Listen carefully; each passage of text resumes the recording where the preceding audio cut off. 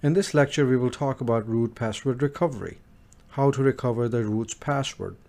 As you know, root is the most important account on your system. Root is the administrator and a super user. Root can pretty much do anything. So if you don't have any other administrators on this system, without the root password, you won't be able to do much. In case the password was forgotten, or a new administrator came in, or you were the new administrator, or if the old administrator just left, or maybe the server was hacked, or for whatever reason you don't remember the password anymore, or no one in the company remembers the password, or you don't have access to the root password, you will need to do a root password recovery. Let's look at the steps, and we will do a password recovery on a real server. One thing to remember is you cannot do the recovery from the PuTTY session, because as soon as you reboot the server, the PuTTY session will close. And in order to do their password recovery, you do need to reboot your server. Currently, we are using VirtualBox, and I'm going to do the password recovery through the VirtualBox console. If you're using VirtualBox, or if you are using VMware, in that case, you would just need to bring up the server console. If you run a physical server, you just need to shut down the server and just bring it back up. Since you don't have the root password, you won't be able to restart by typing in the restart command. You would actually have to shut it down with the power button and turn it back on. So let's see how we can do this through the VirtualBox console. So currently this is our console through VirtualBox, and there are many servers listed here. So for example, if the server was already on, you can right click and you can reset the server. This will restart your server. But we're going to do it on a server which is turned off. So think of it as this way. Let's say you have a physical server, you don't have access to reboot the server, just power it off by using the power button. So once you turn it on, this is the same process. So for example, this server, we can click on start, or we can double click on it to start this server or turn the server on. So the server is going to power on. It's going to get to a screen really quick. It will show you the kernels, and then you have to type in the E key on your keyboard. Press the E, which I'm going to do now. As soon as you press the E key on your keyboard, E is for edit. We're editing our GRUB file. So once you click on E, you will get to this screen. Let me pull up my notes. In most cases, you will probably need to recover the password maybe once in a while, so you're probably not going to remember all these commands. So I would suggest you make a note of them. Whenever you need to use it, you can look at your notes and do the password recovery. So let me bring up my notes. Let me minimize this, and as you can see behind, I have written down the steps on how to do this, and I will show you step by step on how you can do this. So let me make the screen a little bit bigger, so you can still see the steps and see how I can do the password recovery. And if you want to follow along, you can, or just keep the notes.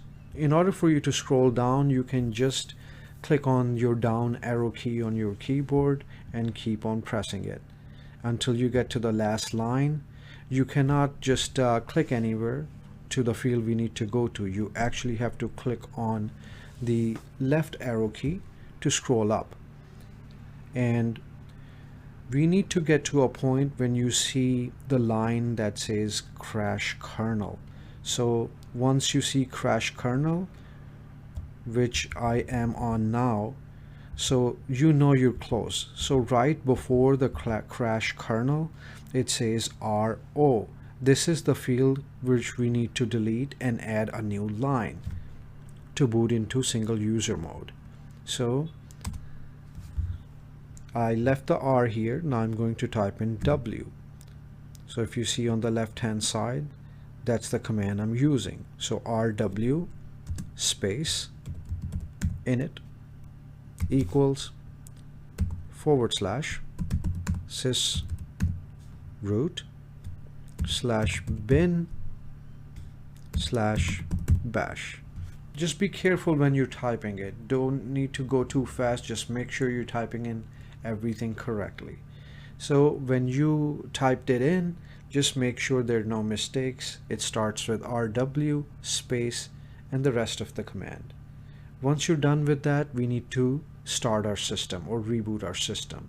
If you see right at the bottom, it says press Ctrl X to start.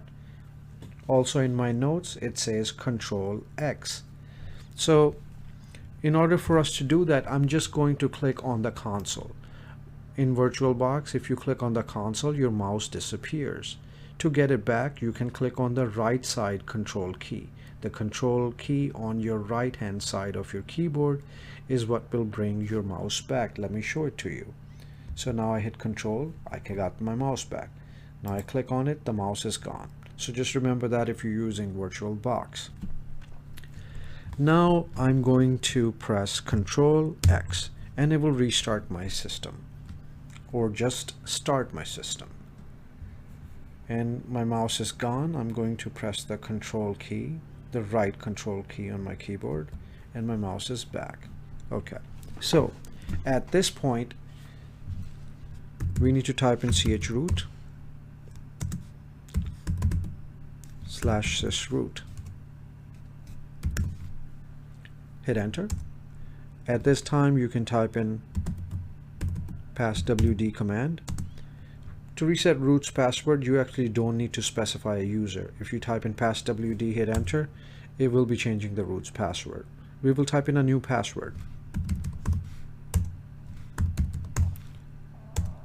If you type in a really short password, it will display that on the screen. At this point, we will go to the next step and type in touch /dot auto relabel. Hit enter. Now type in exit, hit enter, and type in reboot, hit enter to reboot your system. Your system will go through the process of reboot. Once it comes back up, we will try to use our new root password to see if we have successfully recovered the root password.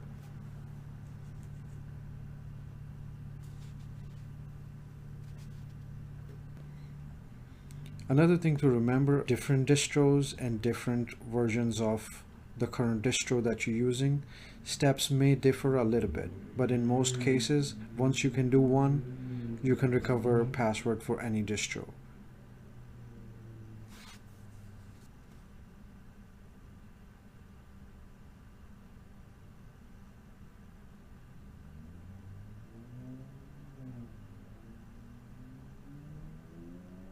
As you can see, the system booted up. Let me try the root password now.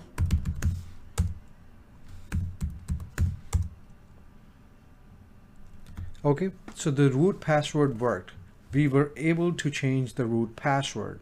At this time, I'm currently logged in as root. This is how you can do the root password recovery and get the new password. For whatever reason, if you don't have the password, you can run root password recovery on pretty much any Linux distro. But one thing to remember, or take it as a warning, use it responsibly. Don't do this to someone else's server. I hope you learned something useful in this lecture as well, and I'll see you in the next one.